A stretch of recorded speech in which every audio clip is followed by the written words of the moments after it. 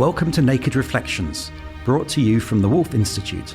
I'm Ed Kessler, and each week I'll be taking an in-depth look at the stories reported by our friends over at The Naked Scientists. What does the latest scientific stuff mean for the rest of us? Stay with us and find out. Hello and welcome to Naked Reflections. The conductor Daniel Barenboim caused controversy when he conducted a piece by the composer Richard Wagner at the end of a Jerusalem concert in 2001. Why?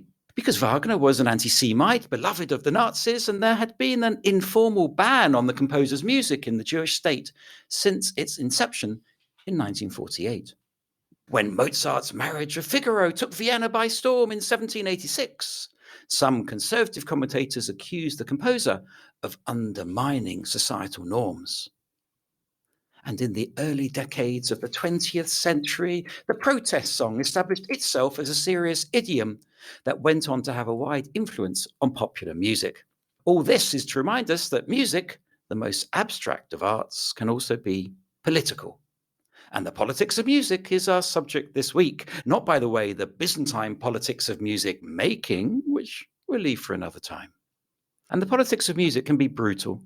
Here's Daniel Levitin with a surprising observation from the Naked Scientists show, The Science of Music.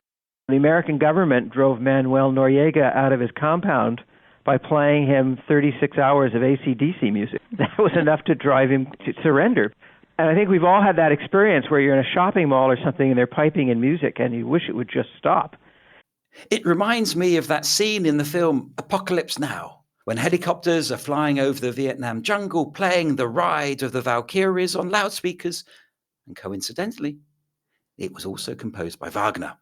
With me to discuss the politics of music is the Naked Reflections stalwart Dunya Habash, a PhD scholar here at the Wolf Institute who leads the Music in Harmony project, Arab music, Jewish, Christian and Muslim, into schools, and has nearly submitted her PhD.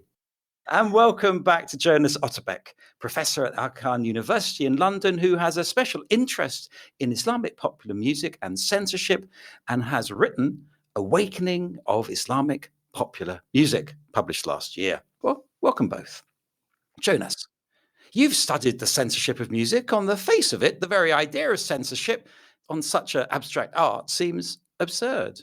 One thing that most people who engage in music agree on is that music is powerful and it can be used for a number of different things. So what in music is powerful? That has been an open question. So, for example, some people have considered certain instruments particularly sensitive. So in Islamic tradition, the ney has been subjected to censorship. In American Christian tradition, some country artists, for example, in the 40s and 50s, did not record with drums because drums were a sensitive issue. Some scales are problematic, like the Tritonus scale, some styles of music. So yeah, there's a number of things, and I haven't even mentioned the lyrics yet, which is very often what people tend to focus on. So there are multiple reasons to engage in music, both to try to create a space for music, but also for power holders to be nervous about it and possibly also want to censor it. So yeah, I mean, Plato, as far back as the ancient Greeks, was really the first to discuss the power of music in the abstract sense, not even thinking about lyrics yet, but just the effects that music has on civic engagement, on behavior, on the types of social worlds that a human being becomes involved in. And he was really the first to say that there are certain types of music that should be banned. And, you know, it was a way to protect the proper ethical citizen at the time. So it's really an old debate. So it's a long history, Jonas. Can you give us an example or two in your research where it's the music itself that has been threatening? When you talk about, let's say, music in Islamic context or Muslim context, it is very much a discussion about the guitar, for example. Since I do mainly Islam in Europe or Islam in the West, it's sometimes called studies, you could see a development from the mid-90s up until the first 10 years of the 21st century, where guitar self-evidently in 1995 was not part or what you would expect a Muslim artist who want to come across as devout would use. But 10 years later, there's been a revolution, and artists that shunned the guitar were now playing it. Just personally, I think I can jump in here because I very much grew up in this culture as a Muslim who grew up in the West, and as someone who wanted to pursue serious piano studies, I got a lot of backlash from members of my community at the time, very devout Muslims who told me that you're going to go to hell for studying music in this way, and you shouldn't pursue this. And of course, those people were of the camp that only nasheed and only anything related to the Quran is permissible. Any sound outside of that was impermissible. So I really struggled to kind of, take the decision that no, I don't see a problem with studying classical piano music. Do you think it's a generational shift, Dunya? I really think so. My generation and after, they grew up in the West. And these things are normal. These are normative practices to spread messages, to commune with each other. I mean, just music in the West has a very different connotation to older Islamic ideas about music. So I think the next generation slowly have been diluting out that narrative that it is totally impermissible. And not just diluting it, I think they're also debating it as well, going back to this original idea that, okay, maybe certain types of music aren't allowed, but maybe we can open up that framework and see, just expand types of music that are permissible and not permissible. And I think that's how people like Maher Zain kind of get away with what they're doing, because they have a very ethical Islamic message in their music, and people just ignore the instruments that are being used. I think those personal anecdotes are very powerful, actually, and particularly when they resonate with what Jonas was saying. But perhaps we should add words now to the conversation. So far, we've just been talking about instruments, or we've been talking about music per se. But once words are added, there's more scope, isn't there, for challenging or reinforcing authority or expressing religious belief. Taverns, for example, have very often been centers of taunt. So taunting the village minister or the local sheikh or the states or the military leaders while drinking beer and wine. The power knowing that you can hold a speech, but if you make a memorable melody, very simple, you can get people to repeat things and sing in their minds or out loud and laugh at you. And being laughed at has always been something that the high and mighty have never really appreciated. Taverns are not a new thing. I mean, traveling taverns and different kinds of taverns have been popular everywhere. And I mean, the Sufis who used the metaphor of getting drunk, drinking wine, for getting intoxicated with the love of God, they of course used the metaphor of wine drinking because people were drinking wine or other kinds of alcoholic beverages if they couldn't afford that.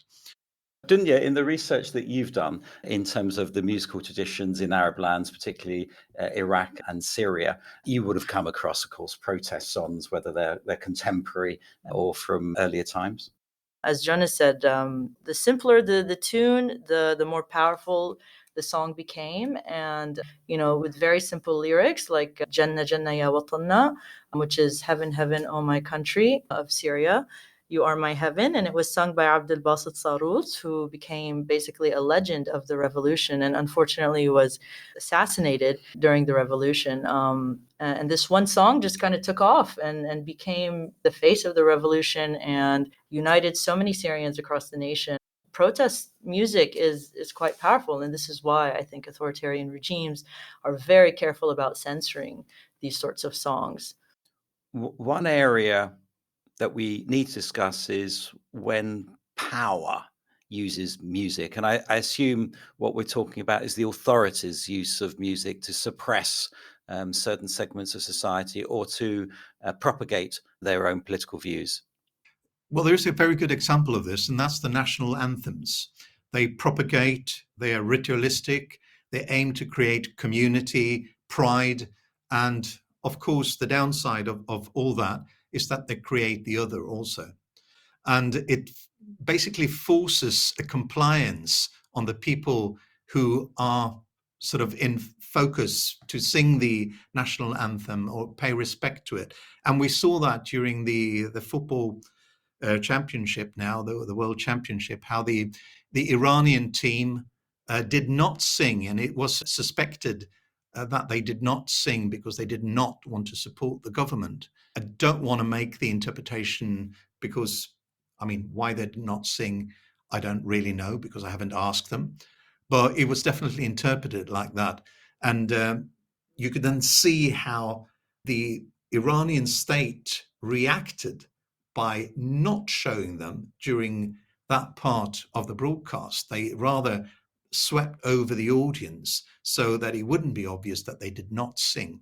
So national anthems is a way of power to use music. Other examples is Hamas and Hezbollah, who has their own musical departments, who produce music specifically for marches, for events, and they employ musicians to do that, both of them. Yeah, I would say another historical example is also the use of music in armies. The Ottoman army, for example, is, the kind of classic go-to army when looking at the use of sound and music in terms of scaring off the enemy. I mean, they had specific janissaries set just to play the drums, and they had these instruments called zurnas, which made these loud, almost like more harsher than trumpets today. I mean, just very loud sound as they entered the battlefield. And that was part of their scare tactic to kind of appear bigger than they were to their enemies. And alongside what Dunya said, Jonas, there's a Scandinavian tradition as well, isn't there, of protest songs? It's basically, on one level, a translation of the American protest songs, Joe Hill, blues, of course, Dylan, and that generation who protested against the Vietnam War. So it grew in prominence in the late 60s, but it also married together with a rather chauvinist and nationalist movement saying that we should produce genuine culture. And he was, in a way, anti-industrialist, anti-capitalist, anti-record industry, anti-sexist, and, interestingly enough, even though taking inspiration from America, anti-American. It was representing the ideas of the left's left.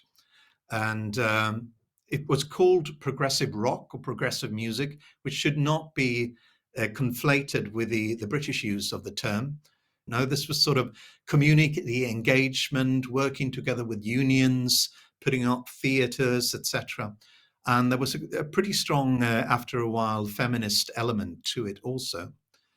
And that then fed into the Swedish version of punk, which once again were picked up from the US and Britain, of course. And we have also another rather typical, and unfortunately it's the white power movement. So there was a racist white power, nationalist, chauvinist music that was a reaction in the 90s towards what they claimed was a mass migration.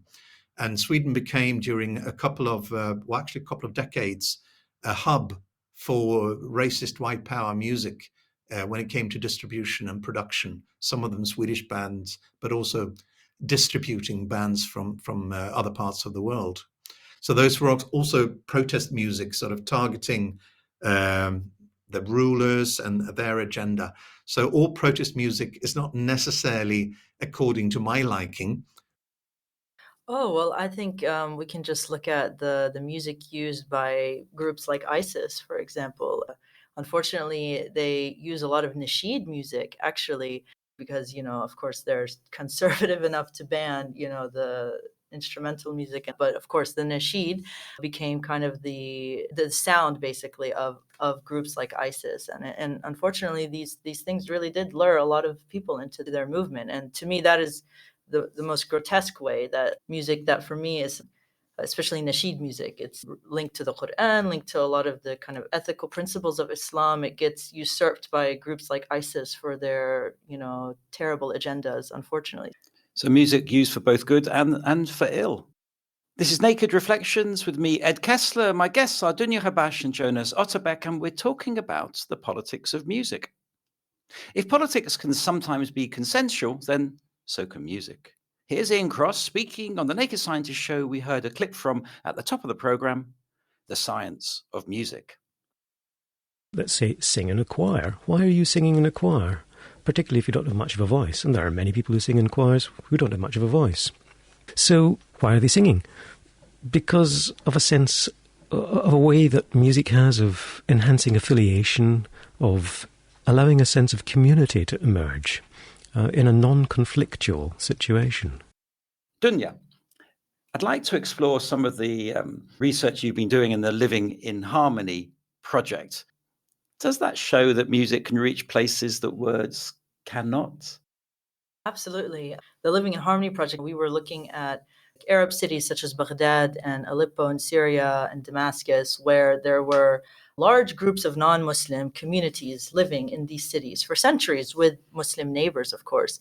And the amazing thing about the musical culture that kind of grew out of cities like Aleppo is the Arab maqam tradition, and how this was really shared by all of the communities, regardless of faith. And a lot of that sharing took place actually in the zawiyas, which are the Sufi lodges that every Friday would have a dhikr performance, very Islamic performance. And you had Christian Arabs, Jewish Arabs visiting and participating and listening as a way of learning the maqam tradition. So, I mean, to me, that is just the ultimate example of how music can kind of transcend these boundaries. It went even deeper than that. A lot of Jewish Arab communities borrowed popular Arab tunes that they heard in the zawiyas or they heard in the streets or in their neighbors' homes, and they started putting liturgical music together based on the Hebrew Bible and performing these tunes in Jewish synagogues across the region.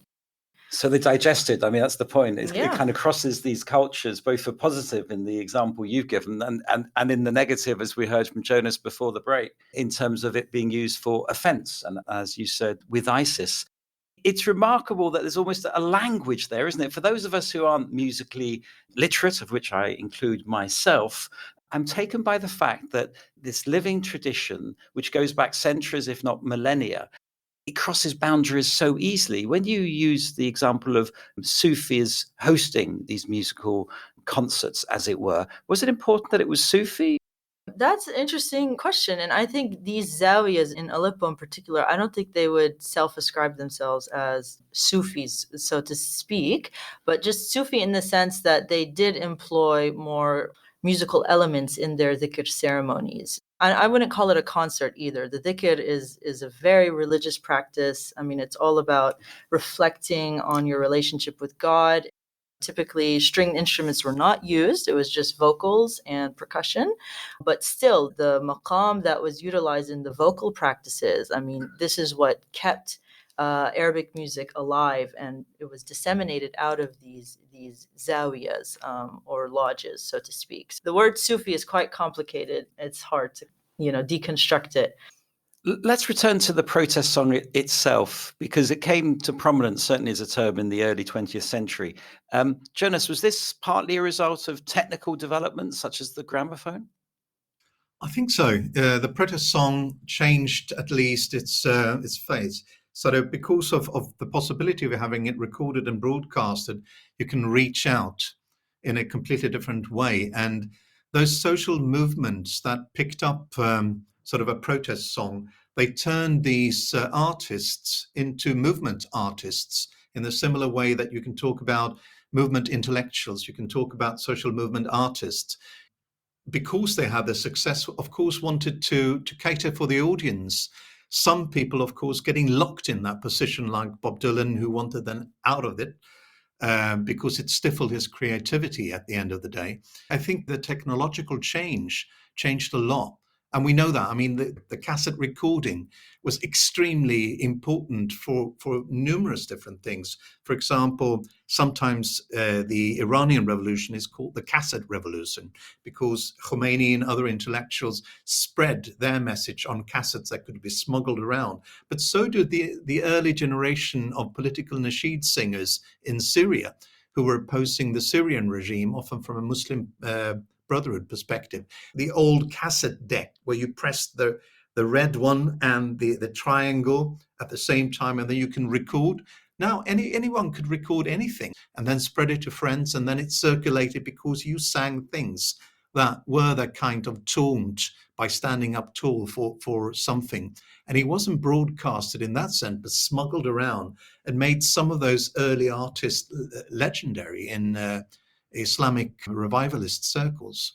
Probably our modern equivalent would be things like Facebook and social media, in the sense that the general public can, put their opinions out there, or as in this case, sing into these recording devices. I think another really strong example from the Arab world of how, the gramophone and these new recording technologies really did something incredible is the singer Kulthum in Egypt, because I really think it was the technology of the times that made her so popular and made her such an icon in the Arab world. I mean, the radio also played a big role in her image getting out there, and she really became the image of like pan-Arabism at the time. People would stop in the streets when her concerts were playing on the radio.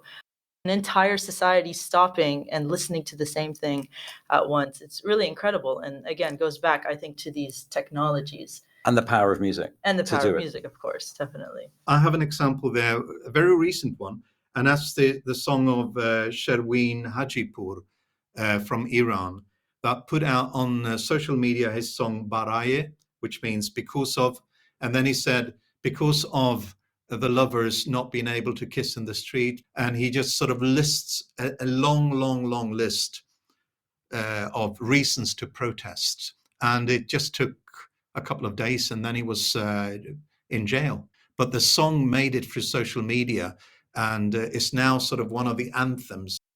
I just want to pick up on your point about how easy it is to use music for protest. And maybe one of the reasons is that if one gets involved in a political debate, there's always going to be threatening to somebody. But there's something about music that in theory is non-threatening. But what you've both been saying is potentially how threatening it can be to rulers.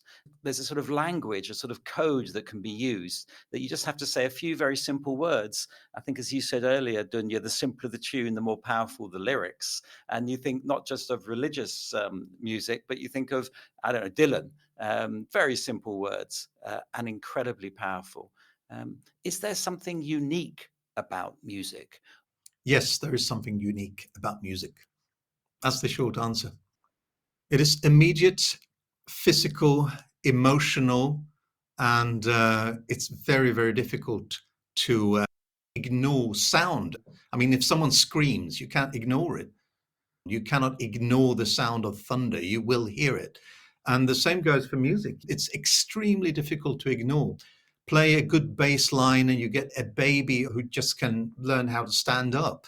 They will still move their body in time, or possibly almost in time. And people clap their hands and they stamp their feet. It is engaging. And it's also has this very proven neurological possibilities of causing distress, but also calm. Should it be cherished just for its own beauty? Are we not bringing it down when we add the politics of protest to music? When you have a vehicle like that, it should be used for everything, shouldn't it? That, dear listener, seems a great way to end this program. Thanks to my guests, Dunya Habash and Jonas Otterbeck. I hope you enjoyed the show. I did, and you might want to browse the Naked Reflections archive, where you can find several discussions about music, including with Dunya and Jonas. And do check out other podcasts from the Wolf Institute or from my friends at the Naked Scientists. I'll be back next week with some more guests.